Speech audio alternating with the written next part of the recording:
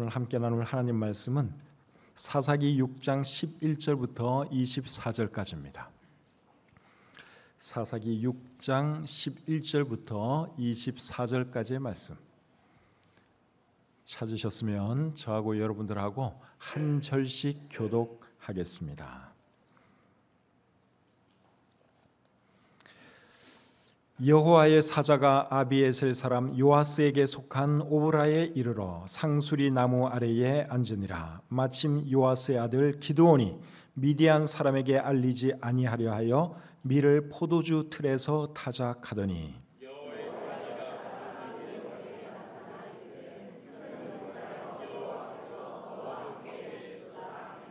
기드온이 그에게 대답하되 오 나의 주여 여호와께서 우리와 함께 계시면 어찌하여 이 모든 일이 우리에게 일어났나이까. 또 우리 조상들이 일찍이 우리에게 이르기를 여호와께서 우리를 애굽에서 올라오게 하신 것이 아니냐 한 그 모든 이적이 어디 있나이까. 이제 여호와께서 우리를 버리사 미디안의 손에 우리를 넘겨 주셨나이다 하니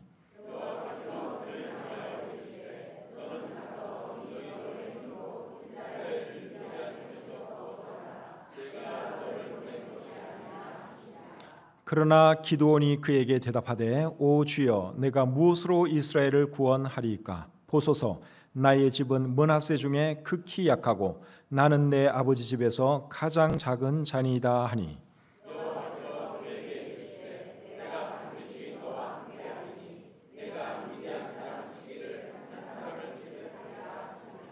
기드온이 그에게 대답하되 만일 내가 주께 은혜를 얻었사오면 나와 말씀하시니가 주 되시는 표징을 내게 보이소서.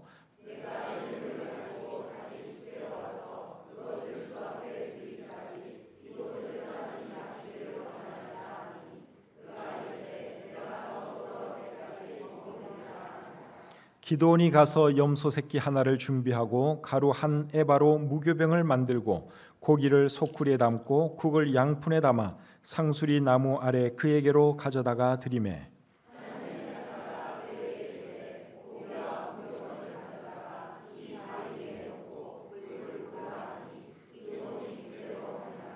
여호와의 사자가 손에 잡은 지팡이 끝을 내밀어 고기와 무교병에 대니 불이 바위에서 나와 고기와 무교병을 살랐고 여호와의 사자는 떠나서 보이지 아니한지라.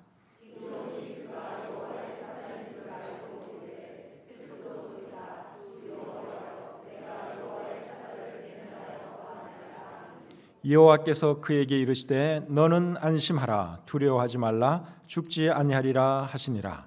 기드온이 여호와를 위하여 거기서 제단을 쌓고 그것을 여호와의 살룸이라 하였더라. 그것이 오늘까지 아비에셀 사람에게 속한 오브라에 있더라. 아멘. 은혜와 사랑이 충만하신 하나님, 귀한 주일을 허락해 주시고 좋은 날씨 가운데 하나님을 예배하시도록 해주신 것 참 감사합니다. 우리 성도님들에게 믿음 주시고 모든 여건 마련해 주셔서 오늘 이 자리에 있게 해주신 것 참 감사합니다. 온 마음을 다하여 하나님을 예배하시도록 도와주시고 또 오늘 이 말씀을 통해서 우리에게 큰 은혜가 임하는 시간 될 수 있도록 역사해 주시옵소서. 모든 것 주님께 의탁하오며 예수님의 이름으로 기도드립니다. 아멘. 자리에 앉겠습니다. 오늘 읽은 이 본문 말씀은 하나님께서 사사 기드온을 부르시는 내용입니다. 사사라는 말은 사회에서는 잘 안 쓰는 말인데 우리 성경에만 사실 나오는 표현입니다. 사사는 이스라엘의 왕이 세워지기 전에 이스라엘을 이끌던 통치자라기보다는 지도자를 사사라 그럽니다.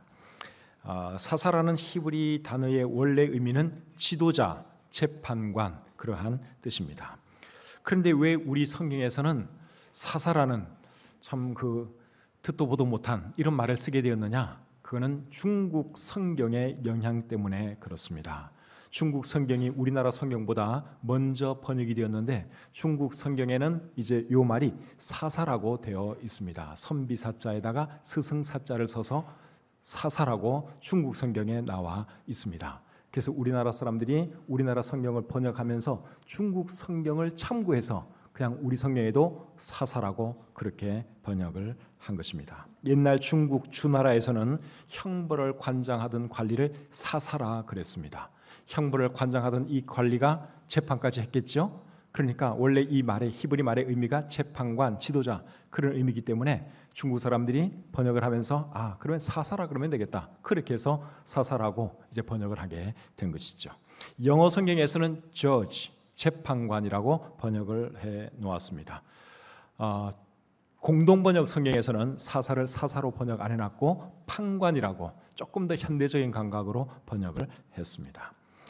사사기에는 총 12명의 사사가 소개되어 있습니다. 그 12명 중에서 제일 유명한 사사가 누굴까요? 우리 주일학교 어린이들, 사사 중에서 제일 유명한 사사가 누구예요? 어디 교회 주일학교 아든지 대답을 못하네. 네. 사사 중에서 제일 유명한 사사는 누구요? 삼손입니다. 삼손. 사사기 제일 끝에 나오는 사사고요. 분량도 제일 많이 차지하고 있는 사사가 삼손입니다. 그리고 오늘 우리가 살펴볼 사사 기드온도 굉장히 유명한 사람이죠. 그래서 오늘 이 본문을 통해서 하나님은 어떤 사람을 쓰시는지 함께 생각해 보기를 원합니다. 첫 번째로 우리 하나님은 어떤 사람을 쓰시는가 하면 하나님께서 쓰시고자 하는 그 분야에 대해서 생각하는 사람을 쓰십니다. 자, 본문 12절과 13절을 제가 다시 한번 읽어드리겠습니다. 본문 12절, 13절. 여호와의 사자가 기드온에게 나타나 이르되 큰 용사여 여호와께서 너와 함께 계시도다 하매 기드온이 그에게 대답하되 오 나의 주여 여호와께서 우리와 함께 계시면 어찌하여 이 모든 일이 우리에게 일어났나이까? 또 우리 조상들이 일찍이 우리에게 이르기를 여호와께서 우리를 애굽에서 올라오게 하신 것이 아니냐 한 그 모든 이적이 어디 있느냐? 이제 여호와께서 우리를 버리사 미디안의 손에 우리를 넘겨 주셨나이다 하니. 방금 읽은 이 말씀해 보시면 하나님의 사자가 큰 용사여 여호와께서 너와 함께 하시도다 그러면서 기드온에게 말을 붙였습니다. 너라는 단어를 써서 개인적으로 기드온에게 말을 붙였습니다. 그런데 기드온은 뭐라고 대답을 하는가 하면 우리라는 말을 계속 써가면서 자기 나라와 민족을 대변해서 지금 말을 하고 있습니다. 13절에 보니까 우리라는 단어가 7번씩이나 나와요. 하나님의 사자는 큰 용사여 하나님께서 너와 함께 계시도다. 기드온 개인에게 말을 했어요. 그런데 기드온은 자기 민족을 대변해서 하나님께서 우리와 함께 하신다면 어떻게 우리가 이렇게 고난당할 수가 있습니까? 하나님께서 우리 민족을 버린 것이 아닙니까? 그러면서 자기 민족을 대변해서 하나님께 말씀하고 있죠. 이런 것을 통해 우리가 뭘 알 수 있는가 하면 기드온은 자기 자신만을 생각하는 사람이 아니라 자기 나라와 민족을 생각하는 사람이었다 하는 것을 알 수 있습니다. 이런 이유 때문에 하나님께서는 그 당시 많은 사람들이 있었지만 특별히 기드온을 사사로 사용하신 것입니다.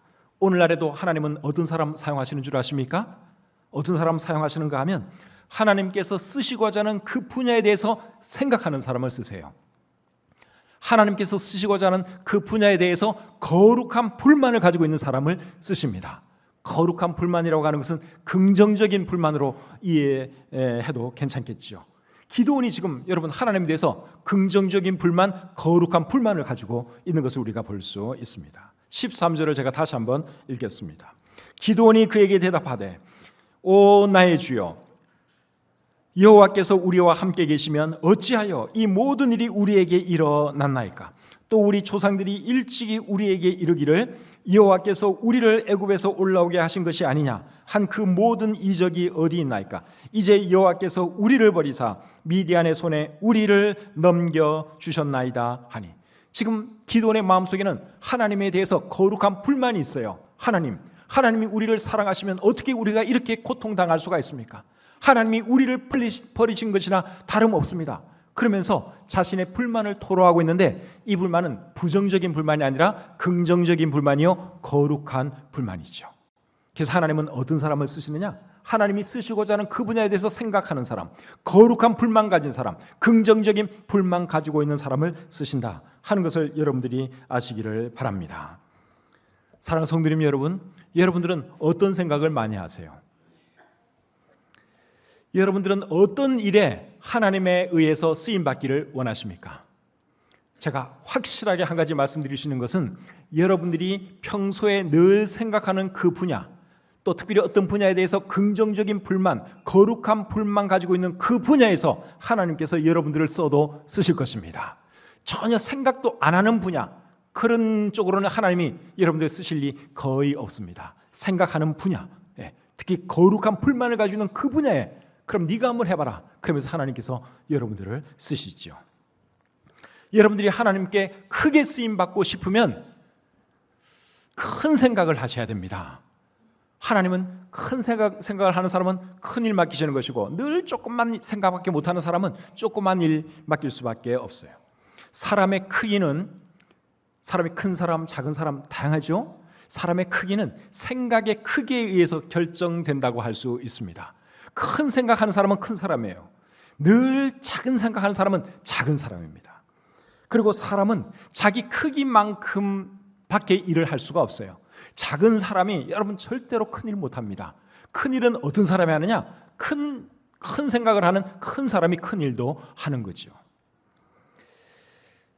제가 신학교에서 공부를 할 때 교회 성장에 대해서 공부를 했습니다. 목회학 박사과정에 있을 때 교회 성장이 제 주 관심 분야였습니다. 그래서 어떻게 하면 교회를 성장시킬 수 있는가? 어떤 교회들이 성장하는가? 나름대로 책도 많이 읽었고 교회도 많이 방문해 보았습니다. 근데 제가 내린 결론이 뭔가 하면 그릇이 큰 사람이 큰 목회를 한다 하는 게 제가 내린 결론이에요. 목회를 잘하기 위해서는 영성도 좋아야 되고 인품도 좋아야 되고 실력도 좋아야 하지만 여러분 조그만 교회 목회하는 분들 중에도 인품 좋고 실력 있는 분들 많이 계세요. 근데 그 차이가 뭘까? 제가 터득한 거는 그릇이 큰 사람이 큰 목회를 하고 그릇이 작은 사람이 작은 목회하더라 하는 게 제가 나름대로 발견한 것입니다. 여러분 사업도 그렇지 않겠습니까? 생각이 큰 사람, 그래서 그릇이 큰 사람은 큰 사업할 수 있습니다. 근데 생각 자체가 늘 구멍가게 수준인 사람은 절대로 큰 사업 못합니다. 그러니까 큰 사업, 큰 일 하려면 생각 자체를 크게 가져야 된다 하는 것이죠. 그래서 바라기는 여러분들이 저는 큰 생각하는 큰 사람이 되었으면 좋겠습니다. 우리 아이들, 우리 청년들, 젊은이들 여러분 큰 사람이 되시기를 바랍니다. 그렇게 하려면 뭘 크게 해야 된다고요? 생각을 크게 해야 되는 거죠. 생각의 크기가 그 사람의 크기입니다. 그리고 다른 사람도 큰 사람으로 키워주는 그러한 사람이 되었으면 좋겠습니다. 다른 사람을 어떻게 크게 키워줄 수가 있느냐? 어떻게 키워줄 수 있는가 하면 말로 키워줄 수 있습니다. 오늘 읽은 이 본문에 보시면 하나님의 사자가 기드온에게 큰 용사여 그렇게 불렀죠. 큰 용사여 그렇게 불렀습니다. 그런데 오늘 이 본문에 나타나 있는 기드온에게는 솔직히 말하면 큰 용사의 모습 보이지 않습니다. 11절 말씀 여러분 다시 한번 보겠습니다. 여호와의 사자가 아비에셀 사람 요아스에게 속한 오브라에 이르러 상수리 나무 아래에 앉으니라. 마침 요아스의 아들 기드온이 미디안 사람에게 알리지 아니하려 하여 밀을 포도주 틀에서 타작하더니. 하나님의 사자가 기드온에게 찾아왔을 때 기드온이 뭘 하고 있었습니까? 밀을 타작하고 있었는데 어디서 밀을 타작했다 그랬어요? 포도주 틀에서 밀을 타작하고 있었다 그렇게 말씀하고 있죠.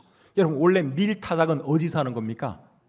밀 타작은 어디서 하는가 하면 마당에서 해야 됩니다. 맞죠? 넓은 마당에서 타작을 하는 거죠. 근데 왜 기드온이 포도주 틀에서 밀 타작을 하고 있었는가 하면 미디안 사람들의 눈에 띌까 봐, 들키면 다 뺏어가니까 그것이 두려워서 지금 조그맣게 몰래 포도주 틀을 이용해서 지금 밀타작을 하고 있습니다. 이런 모습을 보면 기도는 전혀 큰 용사의 모습이라고 할 수 없습니다. 큰 용사 같으면 어떻게 해야 되겠어요? 보란 듯이 마당에다가 쫙 펴놓고 올 테면 와봐라 이놈들 내가 그냥 손 좀 봐줘야지 하면서 그렇게 배짱 좋게 해야 될 거 아니에요. 근데 지금 기도는 진짜 째째 보입니다. 근데 왜 하나님의 사자는 기드온에게 큰 용사라고 한 줄 아십니까? 지금은 큰 용사의 모습이 보이지 않지만 언젠가는 큰 용사가 될 것을 바라보았기 때문에 그렇게 미리 불러준 것입니다. 여러분 예수님께서도 베드로를 처음 만났을 때 베드로의 이름을 시몬에서 베드로로 바꿔주셨죠. 원래 베드로의 원래 이름은 베드로가 아니라 시몬입니다. 근데 예수님께서 베드로를 처음 만난 그날은 너는 이제부터 시몬이 아니라 게바, 베드로다. 그렇게 하면서 이름을 바꿔줬어요. 베드로라는 이름의 의미는 반석이라고 하는 의미입니다. 왜 예수님께서 베드로의 이름을 베드로라고 지어주셨을까요? 지금 현재는 전혀 반석과 같은 역할을 하는 사람 아니지만 언젠가는 네가 교회의 반석이 될 것이다. 교회에서 중요한 일을 하는 사람이 될 것이다. 그런 뜻으로 예수님이 베드로라고 이름을 바꿔주신 것입니다. 그래서 우리 하나님은 사람을 볼 때 현재의 모습만 보시지 않고 미래의 모습을 보시는 분이다 하는 것을 우리가 이해해야 합니다. 그렇기 때문에 저와 여러분들도 사람을 볼 때 현재의 모습만 보고 사람 평가하시면 안 돼요. 미래의 모습, 그 사람이 어떻게 변할지 그것을 우리가 상상하면서 긍정적으로 생각을 하면서 그렇게 우리가 봐줄 수 있어야 하는 것입니다. 그래서 사람에 대해서 말을 할 때도 조심해야 하는 것이죠. 현재의 모습 보면 굉장히 실망스러워요. 큰 사람 될 것 같지 않아요. 그래도 우리가 미래에 잘 될 것을 바라보면서 그 사람에게 말도 해주고 격려도 해주고 그렇게 해야 할 줄 믿습니다. 특별히 부모님들은 자녀들에게 그렇게 해주셔야 합니다. 지금은 자녀들이 부족해 보여도 언젠가는 크게 잘 될 것을 바라보고 너는 잘 될 거야, 너는 큰 사람 될 거야, 너는 훌륭한 사람 될 거야, 그렇게 축복의 말 많이 해줘야 하는 것이죠. 그렇게 하다 보면 진짜 그렇게 됩니다. 근데 지금 못한다고 해서 너는 안 돼, 너는 틀렸어, 네가 뭘 해, 맨날 저주 비슷한 그런 말을 하면 애가 어떻게 되겠어요? 아이 그렇지, 나 같은 놈이 뭘 해, 그냥 대충 이렇게 살다 마는 거지. 그렇게 되는 거예요. 그런데 부모가 늘 너는 잘 될 거야, 너 큰 인물 될 거야 격려해주고 칭찬해주고 축복해주시면 그 아이가 못하다가도 아 그렇지, 내가 큰 사람 될 사람인데 내가 이러면 안 되지? 그러면서 여러분 실제로 큰 사람이 되어가고 훌륭한 사람이 되어갑니다. 저는 제 외할아버지에 대해서 기억이 별로 많지를 않습니다. 제가 아주 어릴 때 저희 외할아버지가 돌아가셨기 때문에 뭐 외할아버지랑 놀았다든가 그런 기억은 없지만 사진에 보면 제 외할아버지가 저를 업고 있는 사진이에요. 제 외할아버지가 포대기에 저를 업고 있는 그 사진이 있어요. 근데 지금 그 사진이 제 아버지 집에 있는지 어디에 있는지는 모르겠는데 제가 그 사진 보면서 아 우리 외할아버지가 나를 어릴 때 이렇게 업어주셨구나 늘 그 생각을 합니다. 그리고 우리 외할머니가 저한테 외할아버지에 대해서 어떤 말을 해주신 것을 제가 지금도 기억하는가 하면 제 외할아버지가 저에 대해서 이런 말을 했다는 거예요. 얘는 커서 이 다음에 잘 될 거다. 얘는 정말 큰 인물 될 거다. 저희 외할아버지가 어린 저에 대해서 그런 말을 하셨다는 거예요. 그 이야기를 우리 외할머니가 저에게 수시로 해 주셨습니다. 그래서 제가 늘 그 말을 기억하고 지금까지도 제가 살아가고 있어요. 그렇지, 외할아버지가 나한테 큰 인물 된다 그랬지. 그럼 내가 큰 인물이 되어야지. 내가 이렇게 살면 안 되지. 늘 그 생각을 하면서 제가 살아왔어요. 그렇게 했더니 진짜로 뭐 큰 인물이 됐는지 안 됐는지 모르지만 어쨌든 그 말이 저에게는 엄청난 도움이 되었습니다. 그래서 여러분 자녀들에게도 늘 좋은 말만 해주세요. 얘는 잘 될 거야, 얘는 크게 될 거야. 비록 못해도 지금은 진짜 별 볼 일 없어 보여도 욕하지 마시고 저주하지 마시고 너는 잘 될 거야, 너는 큰 인물 될 거야, 그렇게 되어야 돼. 그러면 그 아이가 진짜 그렇게 됩니다. 한번 해보세요. 실험 한번 해보세요. 자, 두 번째로 하나님은 어떤 사람을 쓰시느냐? 겸손한 사람을 쓰십니다. 본문 14절 15절 보겠습니다. 14절 15절. 여호와께서 그를 향하여 이르시되 너는 가서 이 너의 힘으로 이스라엘 미디안의 손에서 구원하라. 내가 너를 보낸 것이 아니냐 하시니라. 그러나 기드온이 그에게 대답하되 오 주여, 내가 무엇으로 이스라엘을 구원하리이까? 보소서, 나의 집은 므낫세 중에서 극히 약하고 나는 내 아버지 집에서 가장 작은 자니이다 하니. 하나님께서 기드온에게 이스라엘을 미디안의 손에서 구원하라 그렇게 말씀을 하니까 기드온이 뭐라 그럽니까? 주여, 내가 무엇으로 이스라엘을 구원할 수 있겠습니까? 나의 집은 므낫세 중에서 제일 미약하고 나는 내 아버지 집에서 제일 작은 자입니다. 그렇게 말을 했습니다. 여기서 우리는 기드온의 겸손을 볼 수 있습니다. 기드온이 참 겸손한 사람이었습니다. 이런 겸손 때문에 하나님께서 미디안을 귀하게 사용하셨습니다. 성경을 읽어보면 하나님께서 귀하게 쓰신 분들은 한결같이 다 겸손했습니다. 하나님께서 모세에게 네가 이스라엘을 구원하라 하는 사명을 주었을 때 모세가 하나님께 뭐라 그럽니까? 하나님, 나는 말을 못합니다. 나는 입이 뻣뻣하고 혀가 둔한 자입니다. 그렇게 말을 했어요. 근데 여러분, 모세가 진짜 말 못하는 그런 사람일까요? 그렇지 않습니다. 겸손해서 그렇게 말을 한 것입니다. 사도행전 7장 22절에 이렇게 기록되어 있어요. 모세가 애굽 사람의 모든 지혜를 배워 그의 말과 하는 일들이 능하더라. 예, 말과 하는 일에 있어서 능했다 그랬어요. 참 훌륭하고 똑똑한 사람이 모세였어요. 근데 겸손하다 보니까 하나님, 나는 말 못합니다. 혀가 둔한 사람입니다. 예, 그의 겸손입니다. 예레미야 선지자도 참 겸손한 사람이었어요. 하나님께서 예레미야 선지자를 불렀을 때 예레미야가 하나님께 뭐라 그런 줄 아십니까? 하나님, 나는 아이라서 말을 못합니다. 근데 여러분, 예레미야 선지자가 진짜 말을 못했을까요? 예레미야서를 한번 읽어보십시오. 예레미야는 탁월한 설교자입니다. 말 잘하는 사람이었습니다. 겸손하다 보니까 하나님, 나 말할 줄은 몰라요. 나는 어린아이에 불과합니다. 그렇게 말을 한 것이죠. 사울 왕도 참 겸손한 사람이었습니다. 사무엘이 사울을 찾아가서 하나님의 뜻을 전달했을 때 사울이 이렇게 말을 합니다. 나는 이스라엘 지파의 가장 작은 지파 베냐민 사람이 아닙니까? 나의 가족은 베냐민 지파 모든 가족 중에서 가장 미약합니다. 그렇게 말을 해요. 오늘 본문에서 기드온이 한 말과 비슷한 말을 했습니다. 그리고 사무엘이 이제 그를 왕으로 세우려고 했을 때 그가 짐꾸러기 뒤에 숨을 정도로 그는 숫기도 없었고, 근데 사실은 겸손해서 그가 그렇게 한 것이죠. 사무엘상 10장 24절에 보시면 사무엘이 사울에 대해서 이렇게 말을 합니다. 모든 백성 중에 짝할 이가 없다. 그러니까 모든 백성들 중에서 제일 똑똑하고 훌륭한 사람이다, 그 말이에요. 그래서 왕으로 세운 것이죠. 그러나 사울도 참으로 겸손했습니다. 나는 내 집안 사람 중에서 제일 미약한 사람입니다. 나는 왕이 될 그런 인물이 못 됩니다. 겸손해서 그렇게 말을 한 것입니다. 사도 바울도 겸손한 사람이었습니다. 갈라디아서 6장 14절에서 바울이 이렇게 말을 하죠. 내게는 우리 주 예수 그리스도의 십자가 외에는 결코 자랑할 것이 없느니라. 세상적으로는 사도 바울 자랑할 것 정말 많은 사람이에요. 훌륭한 가문에서 태어났고 위대한 선생 밑에서 배웠고 똑똑한 사람이고 앞날이 창창한 로마 시민권을 가진 사람이었습니다. 그럼에도 불구하고 나는 예수님 외에는 자랑할 것이 없습니다. 그렇게 말을 했습니다. 그의 겸손이 그렇게 말을 하게 한 것이죠.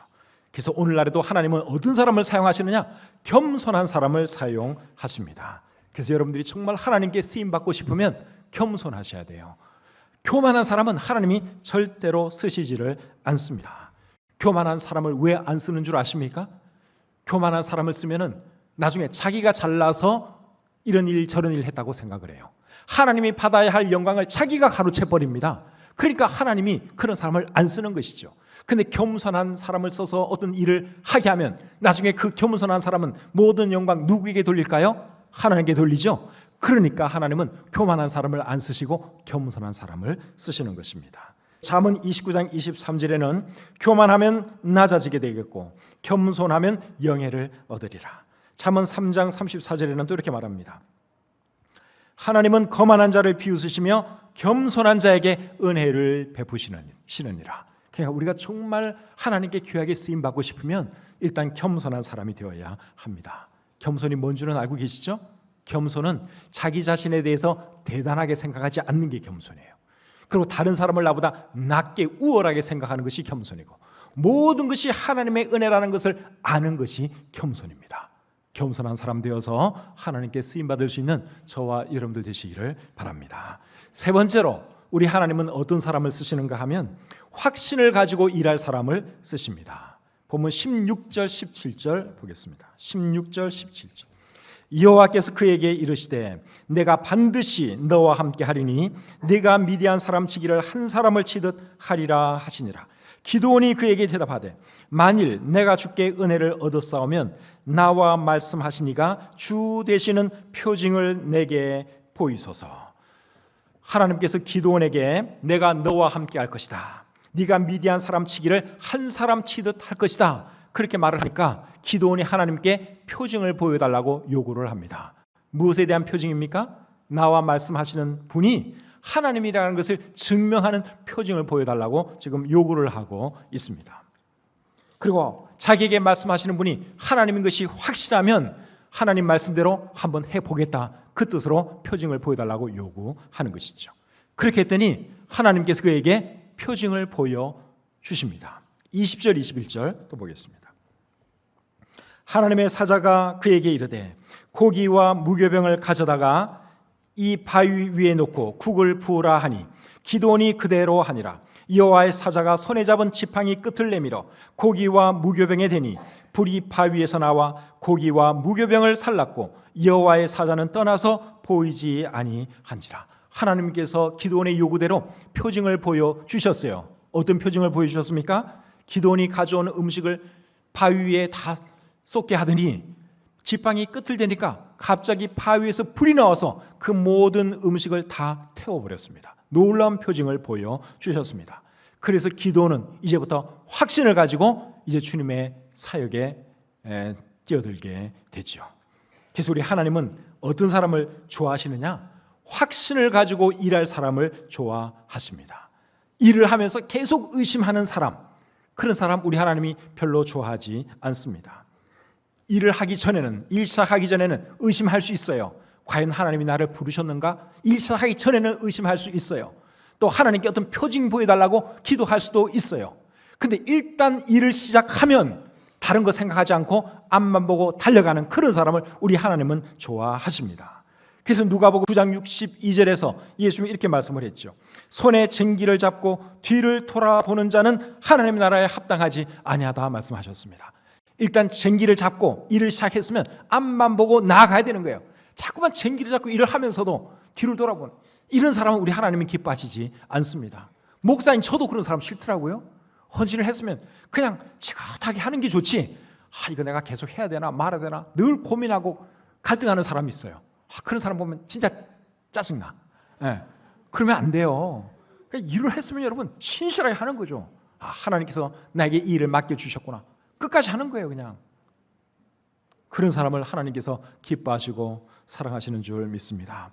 출애굽기 4장에 보시면 하나님께서 모세를 부르실 때 모세의 지팡이가 뱀으로 바뀌는 표징도 보여주시고 또 나일 강물이 피로 바뀌는 표징도 보여주셨어요. 그런 표징을 보여주신 이유가 뭘까요? 다른 거 생각하지 말고 하나님 신뢰하면서 끝까지 그 일을 해나가라는 그런 뜻에서 하나님께서 그런 표징 보여주신 거 아니겠습니까? 확신 가지고 일하도록 하나님께서 모세에게 그런 표징을 보여주신 것이죠. 그래서 우리가 주의 일을 할 때는 정말 확신을 가지고 뒤돌아보지 말고 끝까지 해낼 수 있는 우리 모두가 될 수 있기를 바랍니다. 사도 바울도 그런 사람이었어요. 사도 바울도 여러분 얼마나 확신이 강한 사람이었는지 몰라요. 로마서 8장 38절 39절에 보시면 이렇게 기록되어 있습니다. 자, 우리 자막 보면서 같이 한번 읽겠습니다. 시작. 내가 확신하노니 사망이나 생명이나 천사들이나 권세자들이나 현재일이나 장래일이나 능력이나 높음이나 깊음이나 다른 어떤 피조물이라도 우리를 우리 주 그리스도 예수 안에 있는 하나님의 사랑에서 끊을 수 없으리라. 여기 보시면 내가 확신한다 그랬습니다. 하나님의 그 사랑 내가 확신한다. 이런 확신이 있었으니까 사도 바울이 흔들리지 않고 그 힘든 그 길을 끝까지 갈 수 있었던 것이죠. 빌립보서 3장 14절에서는 또 사도 바울이 이런 고백을 합니다. 자, 같이 또 읽겠습니다. 시작. 표대를 향하여 그리스도 예수 안에서 하나님이 위에서 부르신 부름의 상을 위하여 달려가노라. 사도 바울은 앞에 있는 표대만 보고 열심히 달렸습니다. 뒤돌아보지 않았습니다. 의심하지 않았습니다. 그래서 우리도 주의 일할 때 여러분 확신을 가지고 일할 수 있기를 바랍니다. 그런 사람을 하나님은 기뻐하시고 귀하게 사용하십니다. 마지막 네 번째로 우리 하나님은 어떤 사람을 쓰시는가 하면 하나님을 예배할 줄 아는 사람을 쓰십니다. 본문 22절부터 24절 제가 읽겠습니다. 22절부터 24절. 기드온이 그가 여호와의 사자인 줄을 알고 이르되 슬프도소이다. 주 여호와여, 내가 여호와의 사자를 대면하여 보았나이다 하니 여호와께서 그에게 이르시되 너는 안심하라, 두려워하지 말라, 죽지 아니하리라 하시니라. 기드온이 여호와를 위하여 거기서 제단을 쌓고 그것을 여호와 샬롬이라 하였더라. 자기에게 말씀하신 분이 하나님이라고 하는 것을 알고 나서는 기드온이 뭘 했어요? 제단을 쌓았다고 말씀하고 있죠. 그리고 그 제단의 이름을 여호와 샬롬이라고 붙였습니다. 왜 여호와 샬롬이라고 붙였느냐? 여호와 샬롬은 여호와는 평강이시다, 그런 뜻입니다. 그날 기드온이 체험한 하나님이 평강의 하나님이었기 때문에 그 제단의 이름을 여호와 샬롬, 하나님은 평강이시다, 그런 이름을 붙였습니다. 하나님을 위하여 제단을 쌓았다 하는 이 말은 하나님께 예배를 드렸다, 그 말이죠. 근데 여러분, 기드온은 하나님께서 자기를 죽이지 아니하고 살려주셨기 때문에 그날 처음으로 하나님께 제단을 쌓고 하나님께 예배를 드렸을까요? 저는 그렇게 생각하지 않습니다. 기도는 평상시에도 늘 하나님께 제단을 쌓고 하나님을 예배한 사람이었다고 믿습니다. 그런 점을 보시고 하나님은 기도원을 사사로 들어 쓰신 것이죠. 오늘날에도 하나님께서는 어떤 사람을 사랑하고 어떤 사람을 쓰시는 줄 아십니까? 예배 잘 드리는 사람을 사랑하시고 그런 사람을 사용하십니다. 요한복음 4장 23절에 보시면 하나님은 자기에게 예배하는 자들을 찾으신다고 말씀하고 있습니다. 하나님이 제일 기뻐하시는 사람들이 누구냐? 하나님을 예배하는 자들. 그런 사람들을 하나님은 지금도 찾고 계세요. 그래서 우리가 어떤 사람이 되어야 될까요? 예배 잘 드리는 사람이 되어야 하지요. 여러분들이 성경을 읽어보시면 하나님께 쓰임받은 사람들은 한결같이 하나님을 예배하는 사람들이었습니다. 놀라운 예배자들이었습니다. 우리 믿음의 조상 아브라함의 그 삶을 쭉 여러분들이 창세기를 통해서 읽어보시면 아브라함은 가는 곳마다 제단을 쌓았습니다. 제단을 쌓았다는 이 말은 하나님을 예배했다, 그 말이죠. 또 믿음의 조상 야곱도 마찬가지입니다. 야곱은 사실 흠도 참 많은 사람이에요. 그럼에도 불구하고 하나님이 야곱을 축복하신 이유가 뭔 줄 아십니까? 그도 훌륭한 예배자였거든요. 늘 가는 곳마다 제단 쌓고 하나님을 예배했습니다. 그래서 하나님이 야곱을 귀하게 보시고 그에게 복을 내려 주신 것이죠. 다윗 왕도 탁월한 예배자였습니다. 정말 하나님 사랑했고 하나님을 잘 예배했던 사람이 다윗이었습니다. 이사야 선지자는 예배 드리다가 하나님의 부름을 받았습니다. 그래서 하나님께 쓰임받은 사람들의 공통점이 뭔가 하면 예배를 잘 드리는 사람들이었다 하는 것이죠. 그래서 여러분들이 예배 잘 드리는 그런 사람이 되었으면 좋겠습니다. 목사로서 저도 개인적으로 어떤 사람 좋아하는 줄 아십니까? 저는 어떤 사람 좋아하는가 하면요, 예배 잘 드리는 사람 좋아해요. 헌금 많이 하는 사람도 물론 좋아하고 전도 잘하는 사람도 좋아하고 헌신 잘하는 사람도 다 좋아하는데 제가 특별히 좋아하는 사람은 예배 잘 드리는 사람을 좋아합니다. 근데 어떤 사람 보면 예배는 잘 안 드리면서 헌신은 또 잘하는 분들 계세요. 그런 분들은 제가 사실 개인적으로 별로 좋아하지 않습니다. 왜 안 좋아하는가 하면 헌신하는 건 참 고마운데 예배 안 드리고 헌신만 하다 보면 어떻게 되는 줄 아십니까? 그 헌신 오래 못 갑니다. 그러니까 제가 차라리 그 헌신할 바에 예배 좀 잘 드렸으면 좋겠다 하는 그런 생각이 제 마음속에 있죠. 근데 예배 잘 드리는 사람은 지금 헌신 안 해도 나중에 어떻게 하는 줄 아십니까? 헌신 잘합니다. 그래서 예배가 우리 모든 사역 중에서 제일 중요하고 제일 우선되어야 되는 그런 사역인 것이죠. 그래서 여러분들이 하여간에 예배 생활 잘 하셨으면 좋겠어요. 특별히 주일 예배는 여러분 절대로 빠지지 마십시오. 정말 부득이 병원에 입원했다든가 아니면 부득이 해외 출타를 갔다든가 그런 거 아니고서는 여러분 주일 예배는 꼭 이곳에 나와서 우리 주님을 예배할 수 있기를 바랍니다. 요즘 주일 예배를 피하는 분들이 조금씩 많이 늘어나는 것 같은데 참 마음이 아파요. 그런 사람 되지 마시고 여러분 주일 예배만큼은 정말 귀하게 생각하시기를 바랍니다. 그런 사람을 하나님이 축복해 주십니다. 예배 잘 드리는 사람. 그리고 이왕이면 수예배도 좀 나오셨으면 좋겠어요. 우리 교회는 수예배가 오전에도 있고 저녁에도 있습니다. 둘 중에 하나 마음만 먹으면 올 수 있잖아요. 그래서 수예배도 좀 나오시고 그리고 새벽 예배도 또 나올 수 있으시면 좀 나왔으면 좋겠습니다. 근데 교통이 불편해서 새벽 예배 이까지 오기는 사실 어려울 수도 있어요.